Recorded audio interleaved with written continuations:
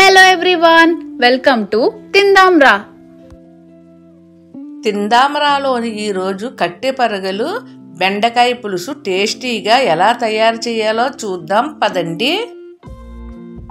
మా వీడియోస్ని తప్పనిసరిగా లైక్ చేయండి, షేర్ చేయండి, సబ్స్క్రైబ్ చేయండి, పక్కన బెల్ ఐకాన్ క్లిక్ చేయండి. కట్టె పరగలు తీసుకుని శుభ్రంగా తల దగ్గర తోక దగ్గర కట్ చేసి బాగా క్లీన్ చేసుకోవాలండి. పైన ఉన్న పులుసు అంతా బాగా తోముకోవాలి. అలాగే ఉప్పు నిమ్మరసం వేసి బాగా కడిగి పక్కన పెట్టుకోవాలి. ఇలా కడిగిన కట్టె పరగల్లోని 1 పావు స్పూన్ పసుపు వేసుకోవాలి, 2 స్పూన్లు కారం వేసుకోవాలి, 1 స్పూన్ నిండుగా కల్లుప్పు వేసుకోవాలి. ఈ పసుపు ఉప్పు కారము ఈ కట్టె పరగలకు బాగా పట్టేలాగా కలుపుకోవాలండి. కట్టె పరగలు చాలా రుచిగా ఉంటాయి, ఒక ముల్లే ఉంటుందండి, తినడానికి కూడా చాలా వీలుగా ఉంటుంది. 2 పెద్ద సైజు ఉల్లిపాయలు ఇలా కట్ చేసి పెట్టుకోవాలి. 1 నిమ్మకాయ సైజు అంత చింతపండుని తీసి నానబెట్టుకోవాలి. అలాగే 4 లేక 5 పచ్చిమిర్చి కట్ చేసుకోవాలి. ఈ కట్టె పరగల్లో పులుసులోని మామిడికాయ ముక్కలు వేసుకుంటే చాలా రుచిగా ఉంటుంది. అలాగే 4 బెండకాయల ముక్కలు కట్ చేసుకోవాలి, 1 టమాటా ముక్కలు కట్ చేసుకోవాలి. టమాటా ముక్కలు చింతపండు రసంలో వేసి బాగా పిసికి పక్కన పెట్టుకోవాలి. స్టవ్ పైన ఒక కడాయి పెట్టుకుని 1 4 స్పూన్లు నూనె వేసుకోవాలి. ఉల్లిపాయ ముక్కల్ని ఇలా మిక్సీలో పెట్టుకోవాలండి, బరకగా మిక్సీ పట్టుకోవాలి. ఇలా బరకగా మిక్సీ పట్టిన ఉల్లిపాయ ముద్దని నూనెలో వేసి వేయించుకోవాలి. ఉల్లిపాయ ముద్ద కొంచెంసేపు వేగిన తర్వాత 1 స్పూన్ నిండుగా అల్లం వెల్లిపాయ పేస్ట్ వేసి వేయించుకోవాలి.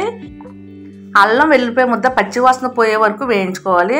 తర్వాత దీంట్లో కట్ చేసి పెట్టిన పచ్చిమిర్చి బెండకాయ ముక్కలు వేసుకోవాలి. ఈ బెండకాయ ముక్కలు కొంచెం పచ్చివాసన పోయే వరకు కదుపుకుంటూ వేయించుకోవాలి. స్టవ్ మీడియం ఫ్లేమ్లో పెట్టుకుని చక్క ఉల్లిపాయ ముద్ద బెండకాయ ముక్కలు వేగే వరకు వేయించుకోవాలి. తర్వాత 1 స్పూన్ నిండుగా ధనియాల పొడి వేసుకోవాలి, 1 పావు స్పూన్ జీలకర్ర పొడి వేసుకోవాలి. ఈ ధనియాల పొడి జీలకర్ర పొడి కూడా బెండకాయ ముక్కలు బాగా పట్టేలాగా కలుపుకోవాలి. ఈ కట్టి చేపల పులుసు చాలా రుచిగా ఉంటుందండి. అస్తమాట్లు పెద్ద చేపలు తింటాం కదా, ఇలా చిన్న చిన్న చేపలు తింటే కనుక హెల్త్కి చాలా మంచిదండి. ఇలా బెండకాయ ముక్కలు వేగిన తర్వాత 1 పావు స్పూన్ పసుపు వేసుకోవాలి, 1 స్పూన్ నిండుగా కారం వేసుకోవాలి. మన చేపల్లో పసుపు ఉప్పు కారం వేసాం కదా, చూసి వేసుకోండి. 1 అర స్పూన్ సాల్ట్ వేసుకుంటున్నాను, సరిపోకపోతే కనుక మిగిలిన సాల్ట్ తర్వాత వేసుకోవచ్చు.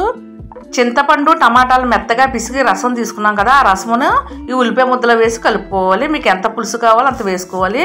మిగిలిన 1 గ్లాసు వాటర్ పోసుకోవాలి. తర్వాత దీంట్లో కట్ చేసి పెట్టిన మామిడికాయ ముక్కలు కూడా వేసుకోవాలి. తర్వాత పులుసు బాగా మరిగించుకోవాలి, పైన మూత పెట్టి మరిగించుకోవాలి. మరలా మూత తీసి చూసుకోవాలండి. పులుసు 1 5 నిమిషాలు ఉడికిన తర్వాత దీంట్లో కట్ చేసి పెట్టుకున్న కొత్తిమీర కరివేపాకు వేసుకోవాలి. ఇక్కడ నా దగ్గర కొత్తిమీర లేదు, అందుకనే ఉత్తి కరివేపాకే వేసుకున్నాను. కొత్తిమీర వేసుకోవడం వల్ల పులుసు బాగా రుచిగా ఉంటుంది. మనం పసుపు ఉప్పు కారం కలిపిన చేపలు ఉన్నాయి కదా, ఆ చేపల్ని పులుసులో వేసుకోవాలి. పులుసులో వేసి బాగా కదపకుండా స్లోగా కదుపుకోండి. గట్టిగా కదిపితే కనుక చేపలు విరిగిపోయే ఛాన్స్ ఉంది. పులుసు మరుగుతున్నప్పుడు కొంచెం నూనె వేసుకోవాలి. ఇలా నూనె వేసుకోవడం వలన చేపల పులుసు చాలా రుచిగా ఉంటుంది. చేపల పులుసుపై నూనె తేలి చాలా బాగుంటుంది. 1 5 నిమిషాలు బాగా మరిగించుకున్న తర్వాత ఈ వీడియోలో చూపిస్తున్న విధంగా వచ్చిన తర్వాత సర్వింగ్ బౌల్ వేసి సర్వ్ చేసుకోవాలండి. గోదావరి స్టైల్ కట్టె పరగల చేపల పులుసు చూశారు కదా, చాలా రుచిగా ఉంటుంది. దీంట్లో బెండకాయ అలానే మామిడికాయ ముక్కలు వేసాం కదా, చాలా బాగుంటుంది. బెండకాయ ముక్కలు చాలా రుచిగా ఉంటాయి, పిల్లలతో చాలా ఇష్టంగా కూడా తింటారు.